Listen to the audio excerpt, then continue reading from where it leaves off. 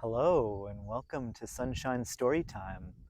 My name is Ian, and today we're going to be reading about one of my favorite little monkeys who happens to be a very curious monkey. You might know him. His name is Curious George, and the story we'll be reading is called Curious George Flies a Kite.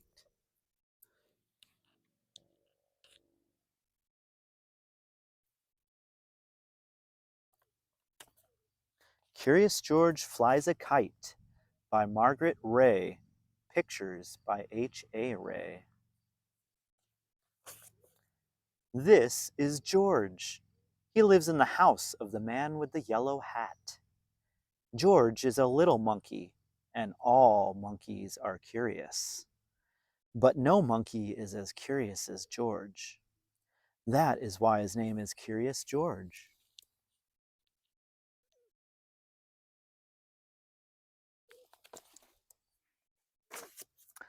I have to go out now, said the man with the yellow hat.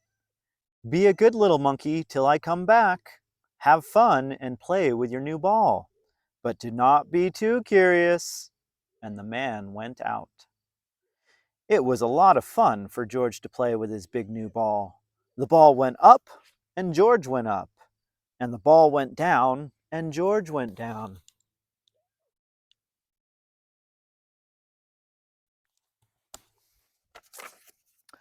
George could do a lot of tricks with his ball, too.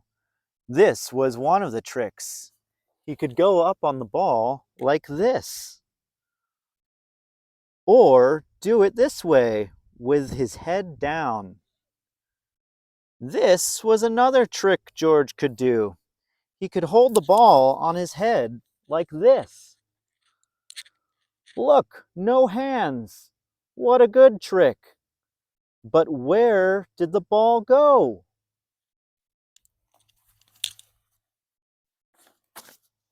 George ran after it. The ball had gone into another room. There was a big window in the room. George liked to look out of that window. He could see a lot from there. He let the ball go and looked out.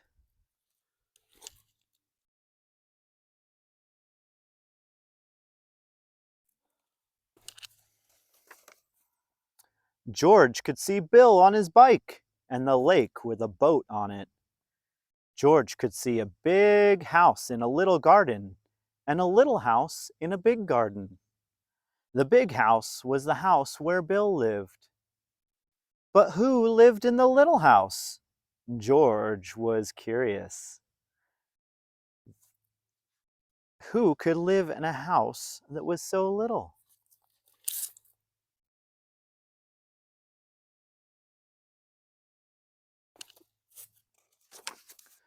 George had to find out, so he went to the big garden.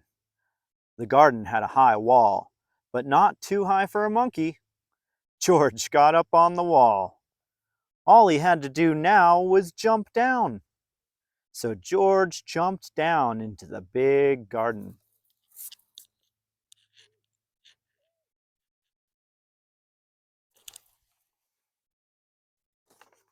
Now he could take a good look at the little house. And what did he see?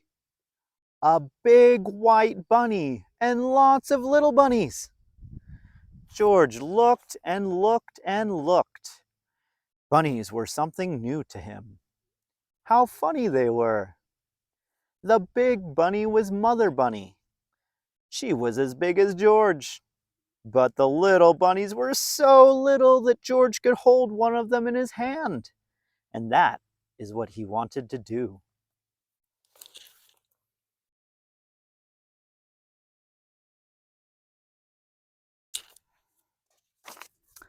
How could he get a bunny out of the house? A house must have a door to get in and to get out. But where was the door to the bunny house? Oh, there it was. George put his hand in and took out a baby bunny. What fun it was to hold a baby bunny! And the bunny did not mind. It sat in his hand, one ear up and one ear down, and looked at George, and George looked back at it.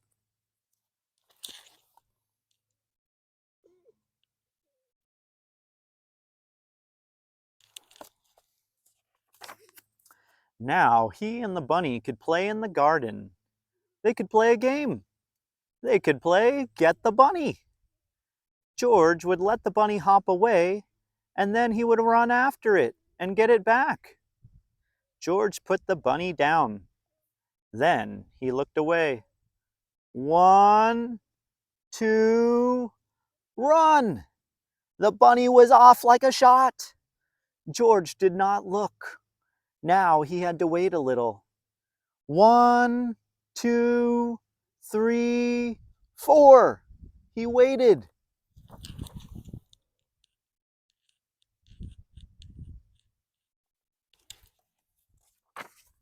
Then George looked up. Where was the bunny? He could not see it. Where was it? Where had it gone? George looked for it here, and he looked for it there. He could not find it. Where was the bunny? It could not get out of the garden. It could not get up the wall the way George could. It could not fly away. It had to be here, but it was not. The bunny was gone, and all the fun was gone too.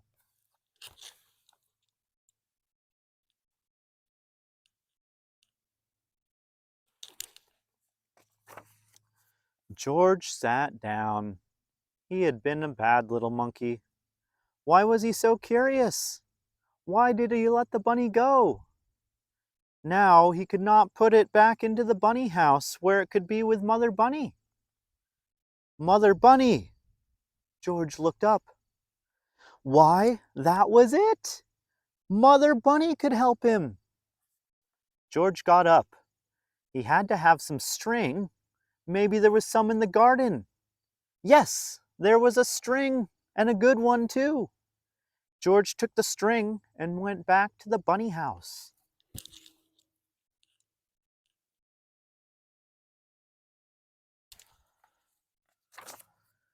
Mother Bunny was at the door. George let her out and put the string on her, and Mother Bunny knew what to do. Away she went with her head down and her ears up. All George could do was hold the string and run after her.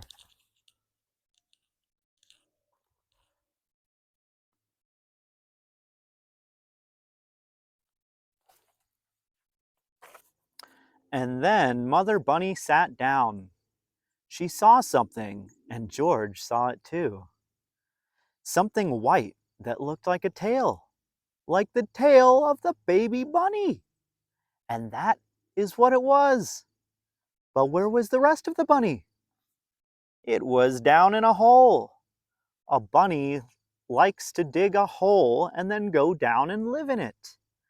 But this bunny was too little to live in a hole. It should live in a bunny house. So George got hold of the little white tail and pulled the baby bunny out.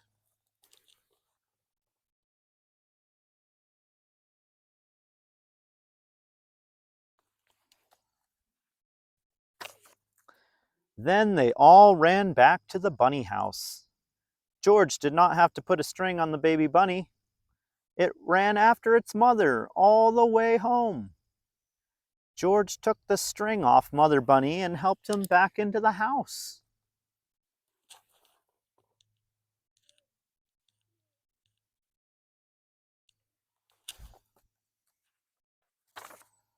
Then Mother Bunny and all the little ones lay down to sleep. George looked at them.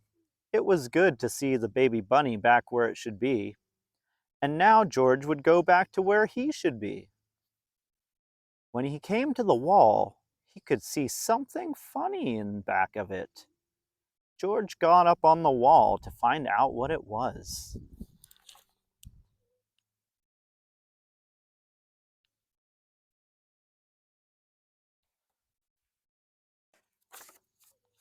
He saw a long string on a long stick. A fat man had the long stick in his hand. What could the man do with a stick that long? George was curious. The fat man was on his way to the lake, and soon George was on his way to the lake too.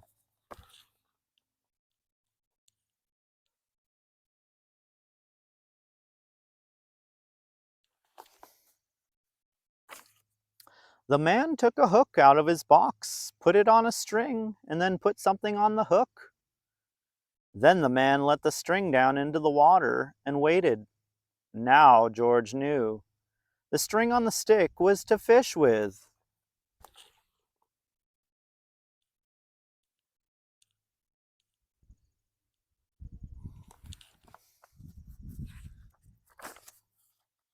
When the man pulled the string out of the water, there was a big fish on the hook. George saw the man pull one fish after another out of the lake, till he had all the fish he wanted. What fun it must be to fish! George wanted to fish too. He had his string. All he needed was a stick, and he knew where to get that. George ran home as fast as he could.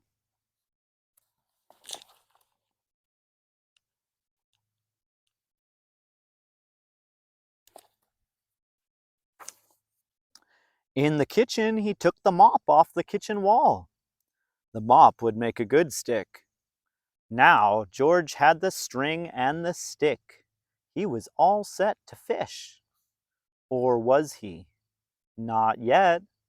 George had to have a hook, and on the hook something that fish like to eat. Fish would like cake, and George knew where to find some. But where could he get a hook? Why, there was a hook for the mop on the kitchen wall. It would have to come out.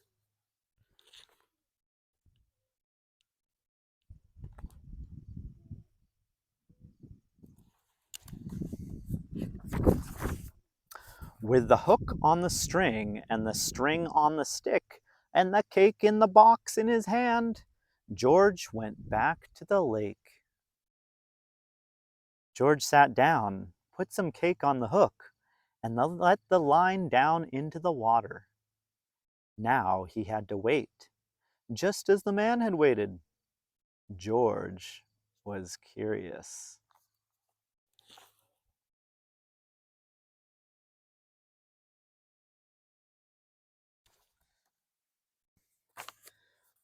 The fish were curious too. All kinds of fish came to look at the line. Big fish and little fish, fat fish and thin fish, red fish and yellow fish, and blue fish. One of them was near the hook. The cake was just what he wanted. George sat and waited. Then the line shook. There must be a fish on the hook.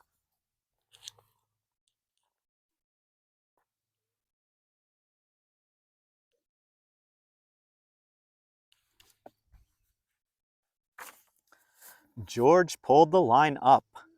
The cake was gone, but no fish was on the hook. Too bad. George put more cake on the hook. Maybe this time he would get a fish.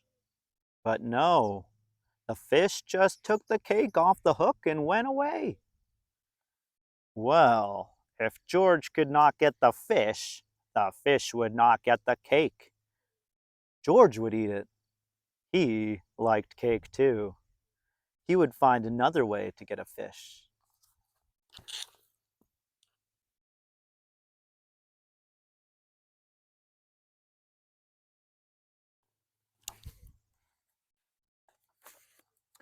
George looked into the water.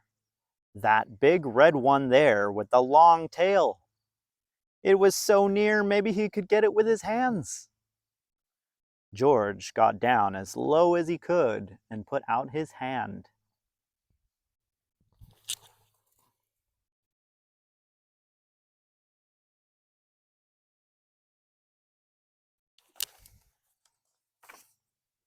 Splash! Into the lake he went. The water was cold and wet, and George was cold and wet too. This was no fun at all.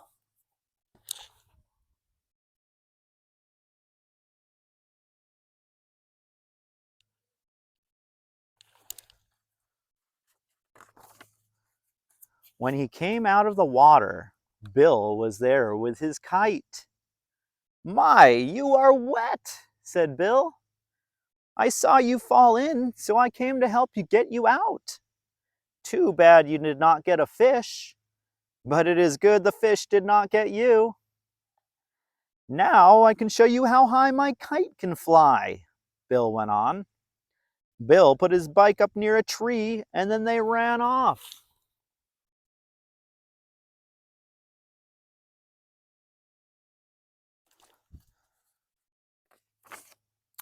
There was a lot of wind that day, and that was just what they needed. The wind took the kite up fast. George was too little to hold it in this wind. A kite that big could fly away with him, so Bill had to hold it. George saw the kite go up and up and up. What fun it was to fly a kite!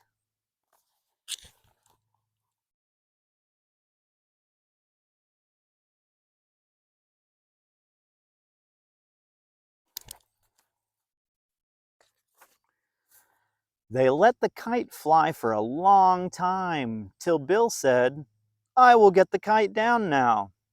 I must go home, and you should too." But when Bill pulled the string in, the kite got into the top of a high tree. Bill could not get it down. "Oh, my fine new kite! I cannot let go of it. I must have it back," Bill said. "But the tree is too high for me."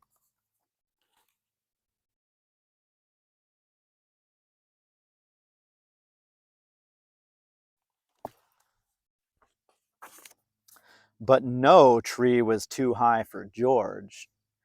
He went up to the top in no time. Then, little by little, he got the string out of the tree.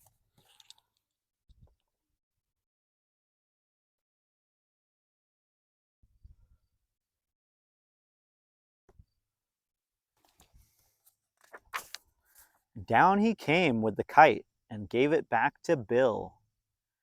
"Thank you, George. Thanks a lot," Bill said. "I am so happy to have the kite back. Now you may have a ride home on my bike. I will run back to the lake and get it. You wait here for me with the kite, but do not let it fly away."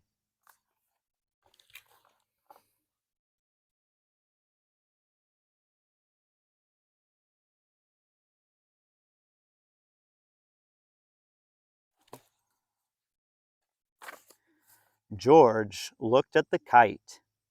Then he took the string in his hand. He knew he could not fly the kite in this wind, but maybe he could let it go up just a little bit. George was curious. He let the string go a little, and then a little more, and then a little more, and then a little more.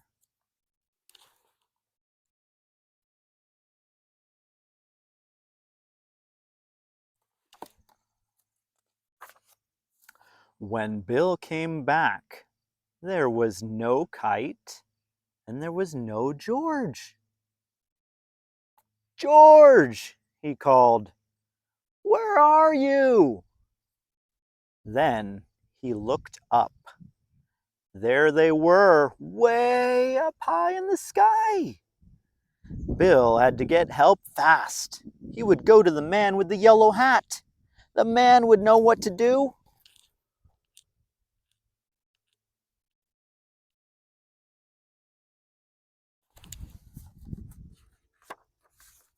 "George is not here," said the man with the yellow hat when Bill came. "Have you seen him?" "George and my kite are up in the sky near the lake," Bill shouted. "I came to." But the man did not wait to hear any more. He ran to his car and jumped in. "I will get him back," he said. "I must get George back."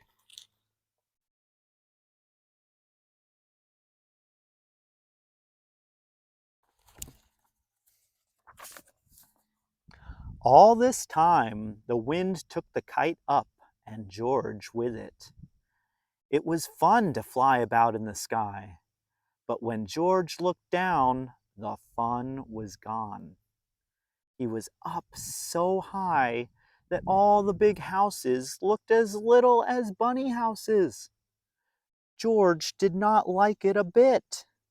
He wanted to get down. But how? Not even a monkey can jump from the sky. George was scared. What if he never got back? Maybe he would fly on and on and on. Oh, he would never, never be so curious again if just this one time he could find a way to get home.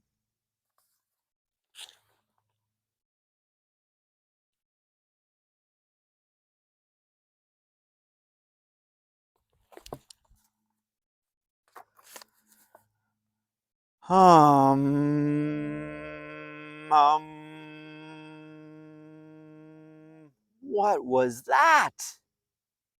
George could hear something, and then he saw something fly in the sky just like a kite. It was a helicopter, and in the helicopter, hurrah, was the man with the yellow hat.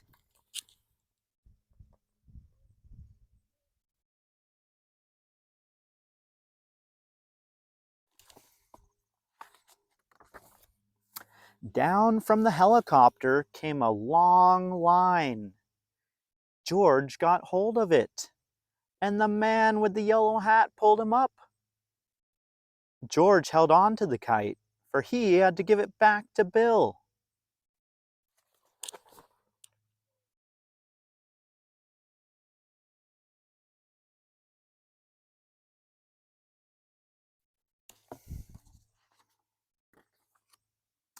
I am so happy to have you back, George, said the man with the yellow hat.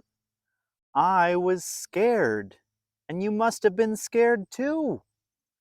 I know you will not want to fly a kite again for a long, long time.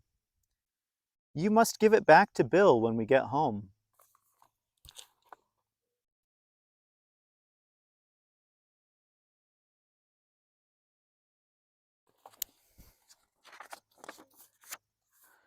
Hurrah! Bill shouted when George came to give him the kite.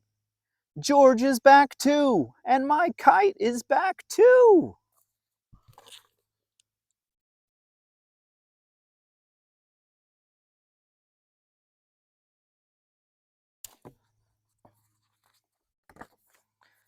And then Bill took George by the hand and went with him into the little garden. And from the little garden into the big garden where the bunny house was.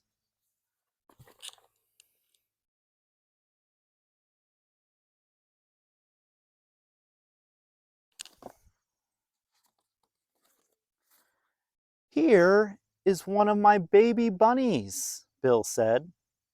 Take it. It is for you. A baby bunny for George. George took it in his hands and held it way up. It was his bunny now. He could take it home with him.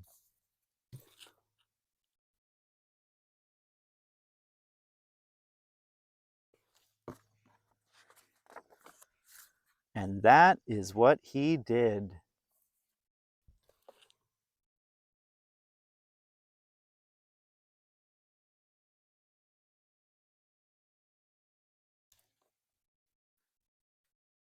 And that is another adventure that Curious George had. I love to have adventures too, and I bet you do too. And one thing that I notice with Curious George is sometimes he gets so excited about whatever it is that he sees that he just wants to jump right in and go try it. And I think that's a great thing to do. And I think sometimes if Curious George had paused, taken a minute to think about what it was that he was curious and excited about before he did it, maybe some of the things that happened that weren't so good in his adventures could have gone differently. And one thing that I was thinking with the bunnies is that maybe George could have seen who had the bunnies at their house and asked them about seeing them. And especially putting a bunny on a string could be okay to help them get around, just like dogs have leashes, but you definitely have to be careful because that string could squeeze the bunny a little too much. So it's always good to think about these things. Another one with the fishing that George liked to do is that fishing can be fun and could be used to catch fish if you need and want food to eat. And another possibility for fish is just to enjoy watching them do whatever they do. Like, I have an awesome pond behind me, which I love to swim in. And you may have noticed that there is someone else who likes to swim in it. Her name is Maggie. Maggie, the golden retriever. And Maggie loves to swim all the time in this pond. And one of her favorite things to do is to go hang out with the fish that are around. And she'll go and swim in the shallows back and forth, and she'll look from side to side and find the fish that are in the pond. And she likes to just hang out. She doesn't try to catch them or anything. She just swims with them, and that's great for her. And I think the fish probably like that better too. And I always like to just watch the fish jump because they'll jump out in the pond, and some of them are pretty big, and it's fun to watch. And I love kite flying. I don't know, have you ever flown a kite? It's also fun. You can make your own kite, and it's not too difficult. But there's lots of fun adventures you can have, and I think for me, out of all the adventures George had in this story, that the kite one is the best, because even though maybe he didn't listen, it was a little too windy, maybe you want to take your kite out when it's a good amount of wind so that it doesn't get swept away, is that that is a perfect use for a string that can be a fun time and not have too many challenges that can happen from it. So I really like to fly kites, and I'm wondering if you have had any other adventures or can think of any that you would like to have. So think about that, how you might have some fun adventures, and I will see you next time on Sunshine Storytime. Thank you for joining me, and have a great rest of your day.